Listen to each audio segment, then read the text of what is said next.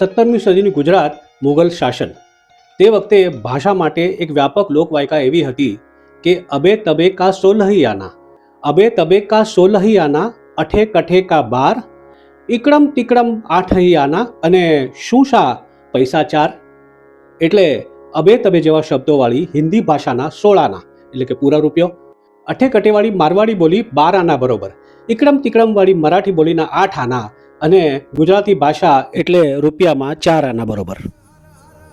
જ્યારે ગુજરાતી ભાષાનું મૂલ્ય પાવલી જેટલું હતું ત્યારે સંસ્કારી નગરી વડોદરાના એક બ્રાહ્મણે ગુજરાતીના માન અને ઉત્થાન માટે એક ભીષ્મ પ્રતિજ્ઞા લીધી. એમણે કહ્યું કે જ્યાં સુધી ગુજરાતી ભાષાને યોગ્ય માન સન્માન નહીં મળે ત્યાં સુધી હું માથે પાઘડી નહીં બાંધું. કોણ હતા આ બ્રાહ્મણ અને એમણે ગુજરાતી માટે શું કર્યું? વેલ, એમનું ઇન્ટ્રોડક્શન કરતી ફેમસ લાઇન્સ છે: વીર ક્ષેત્ર વડોદરું ગુજરાત મધ્ય ગામ, વીર ક્ષેત્ર વડોદરું ગુજરાત મધ્ય ગામ, ચાતુર્વાંશી જ્ઞાતિ બ્રાહ્મણ, ભટ્ટ પ્રેમાનંદ નામ. આંગળીઓમાં વીંટીઓ પહેરીને તાંબાના માટલા જેવા વાદ્ય માણ પર સંગીત વગાડી પુરાણોની કથા આખ્યાન સ્વરૂપે રજૂ કરનારા માણ ભટ્ટ પ્રેમાનંદ આખા ગુજરાતમાં પ્રસિદ્ધ થયા. ઓખા અને અનિરુદ્ધની વાર્તા ઓખાહરણ, નરસિંહ મહેતાવાળું કુંવરબાઈનું મામેરું, નળ દમયંતીની વાર્તા નળાખ્યાન અને મહાભારતના ચક્રવ્યૂહવાળી વાર્તા અભિમન્યુ આખ્યાન જેવા આખ્યાનો રચીને ગુજરાતી સાહિત્ય સંસ્કૃતિમાં માણ ભટ્ટ કવિ પ્રેમાનંદ અમર થઈ ગયા.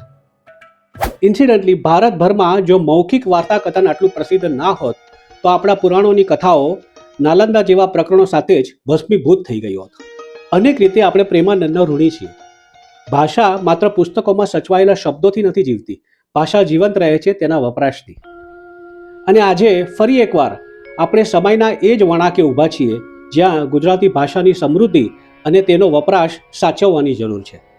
અને કદાચ મૌખિક પરંપરા જ આવનારી પેઢીને આ વારસો આપી શકશે. તમે ગુજરાતી માટે પ્રતિજ્ઞા ભલે ન લો, પણ આપણી ભાષા માટે ફાળો તો આપશો ને.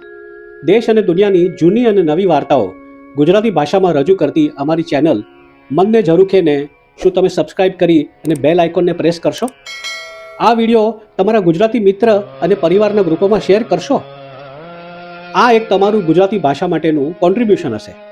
ફૂલ નહીં તો ફૂલની પાંખડી, થોડામાં ઘણું સમજો સાહેબજી. એક તો રે શ્રી હરિ જોજવા રૂપે